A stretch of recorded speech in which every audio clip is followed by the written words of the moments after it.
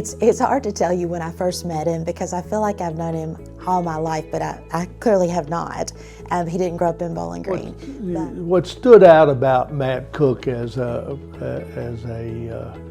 aspiring young lawyer was first of all, he was from North Carolina. When Matt arrived in Bowling Green, I was in the Warren Circuit Court working there.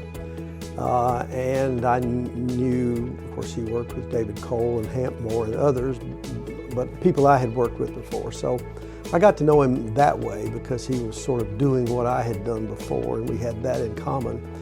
And then, of course, he started coming to court because as the circuit judge, I got to know all of the young associates because they're the ones that got sent to court. All right, Matt Cook. Well, I think first thing about Matt is he's just a solid person. And being a good person, if he tells you he's going to do something that's going to get done, you can take him at his word. Well, Matt started out like he continues today. Matt is a scholar, was then and is now. David Cole, who was he was the boss of this office then, and if he were alive today, would be now, would say regularly, every law firm needs a lawyer, and Matt Cook is our lawyer. You know, Matt is not an attention seeker. He doesn't have to have the glory. He doesn't mind being second chair. He doesn't mind writing a brief or writing a motion and not getting any credit for it. You know, he just wants to make sure it's a good job, it's a good solid job for the firm and for the client. He's just so doggone dependable, you know, that's good quality to have. I really enjoy working with Matt for many, many reasons. He's so professional. His integrity always shines.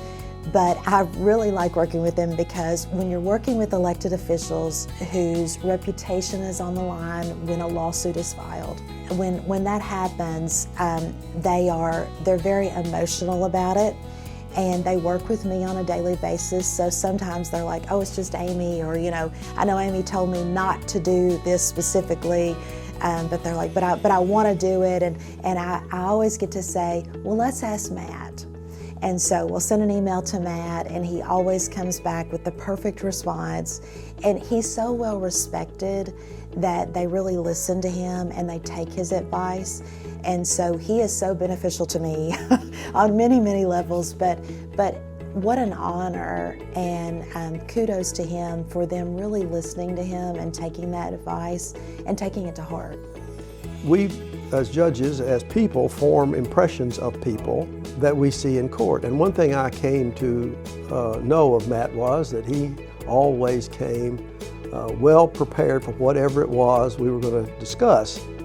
And he would have read his case, and he would have read the law. And so my expectation whenever he stood up to argue was that I was going to hear the best he had. He wasn't always the winner, but he would give me the best he had, and I came to expect that from him every time, and found that to be true every time he came. Actually, I think Matt was interested in the KBA before he joined our firm. We had talked a little bit about what he might do, how he could become involved, and then once he joined our firm, and I was in the KBA chain, he became more interested. As I rotated off the Board of Governors into the officers track, Matt stepped in and won the election for my seat at the Board of Governors, and Matt just fit right in with everybody else there. One of the things the chief does is work with the president of the Kentucky Bar. As he has come up through the ranks, working his way up to the role of president, I have encountered Matt, in his KBA role. I'm so pleased that a member of the Bowling Green Warren County Bar has become involved and stayed involved to the extent that Matt has, because Bowling Green has, in my estimation, one of the best local bars in the state. And the relationship among the lawyers here in Bowling Green, to me, is unique. And so I'm pleased that Matt's going to share that with the rest of the Commonwealth. I'm just so proud of Matt. I know that he's going to lead our bar with professionalism, with integrity, but most of all, he's going to lead with a heart for others. And to have that here locally, to be able to support him, and I love that he's from Bowling Green. I love that he's with Kerrick Backert. I love all the things, so I'm just so proud of him. You know, the KBA president has several hats to wear. The most important one is celebrating the relationship between a lawyer and his client and the things that represents. But he's also the chairman of the board of directors, board of governors in this case, of a large, complicated organization that tries to do many things, most of it centered on the legal profession. But when it comes to the providing continuing education programs for the public that can be best managed on an organizational level, and even disciplinary processes, Matt comes to this job with a unique set of talents that'll make him succeed in that. He also has a real keen understanding of what is the essence of practicing law. If the Bar Association, if our law firm says we need a lawyer, then Matt's the right person for that on all of those levels. All right, Matt, hey, congratulations, man. I know you're going to be a great KBA president.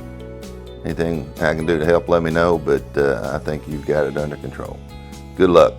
Matt, I want you to know how proud we all are of you for the leadership that you have shown, not only here locally as a leader in this bar and this community, but also now the leadership that you're giving to the profession statewide and around the Southeast. We're grateful to you for your commitment to all of us.